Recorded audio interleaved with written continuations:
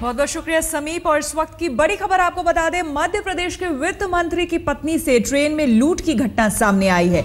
इस वक्त की बड़ी खबर आपको बता दें, बताया जा रहा है सूत्रों के हवाले से जो खबर आई है, मध्य प्रदेश के वित्त मंत्री उनकी पत्नी से लूट का मामला सामने आया है। उनकी पत्नी ट्रेन में ट्रैवल कर रही थी, सफर कर रही थी और वहीं पर लूट, चलती ट्रेन में लूट की वारदात को अंजाम दिया गया है। 5 लुटेरों ने चाकू दिखाकर लूट की इस घटना को अंजाम दिया है। सोने की चेन, अंगूठी और कैश लेकर फरार हो गए। तो बड़ी खबर इस वक्त की, संसद में भी ये मुद्दा उठा है और जाहिर सी बात है, जब वित्त मंत्री की पत्नी के साथ इस तरह की घटना हुई है तो आम जनता कितनी सुरक्षित है ट्रेन में, इससे अंदाजा लगाया जा सकता है। इसलिए संसद में भी ये मुद्दा उठा है और ट्रेन में लगातार, हालांकि ये पहली घटना नहीं है, इस तरह की घटना आए दिन सामने आती रहती है, आम लोगों से लूट की घटना, लेकिन उसके बावजूद ट्रेन में सुरक्षा जितनी होनी चाहिए, बंदोबस्त उतनी नहीं रहती है। और कहीं ना कहीं यही वजह है कि मध्य प्रदेश के जो वित्त मंत्री हैं, उनकी पत्नी के साथ भी चलती ट्रेन में लूट की घटना सामने आई है।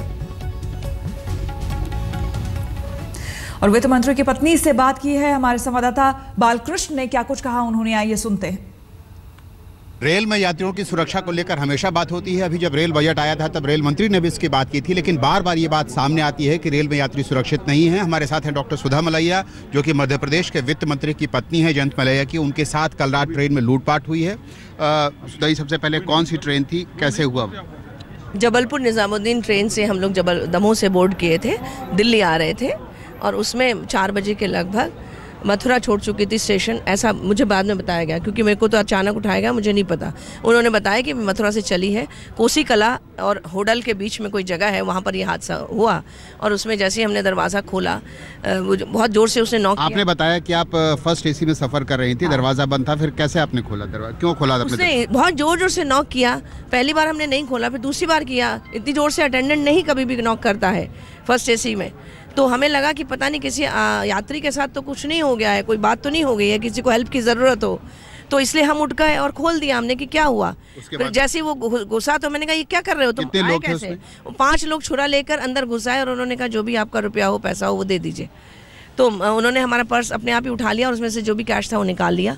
मलैया जी का पर्स भी उसी में था, उसमें दे दिया। मलैया जी तो कुछ पहने नहीं थे, मैं अंगूठी पहने थी, सीधे हाथ की अंगूठी तो निकल गई, तो वो दे दी उन्होंने। वो उन्होंने निकाल ली, फिर मेरा चेन खींच लिया, पेंडेंट ले लिया। और लेकिन उसके बाद जब बायां हाथ की अंगूठी नहीं निकल रही थी तो वो बोल रहे थे कि हम उंगली काट देंगे। हमने कहा निकल ही नहीं रही है, तो उन्होंने कोशिश किया कि खुद निकाल लें। जब खुद नहीं निकाली तो फिर उनमें से कोई बोला कि छोड़ दो अब चलो। क्या आप यहाँ आई हैं संसद में, आप शिकायत करेंगे इस बात की, रेल मंत्री से मिलेंगे? आए हैं, हमने अपने सांसद, दमोह के सांसद प्रहलाद पटेल जी को बताया है पूरी घटना को। वो स्पीकर से मिले, वो संसद में आज इस विषय को उठाएंगे और रेलवे मंत्री से मलैया जी मिलने गए, मिलेंगे आज समय निकाल कर। धन्यवाद। आपने सुना कि सुधा मलैया का कहना है कि रेल मंत्री से वो लोग मिलेंगे और इस बात की शिकायत करेंगे और बताएंगे कि किस तरह से उनके साथ ये हादसा हुआ, और उसके बाद भी कोई पुलिस ने अपनी तरफ से कोई ठोस कार्रवाई नहीं की। कैमरामैन कृपाल सिंह के साथ बालकृष्ण, दिल्ली आज तक।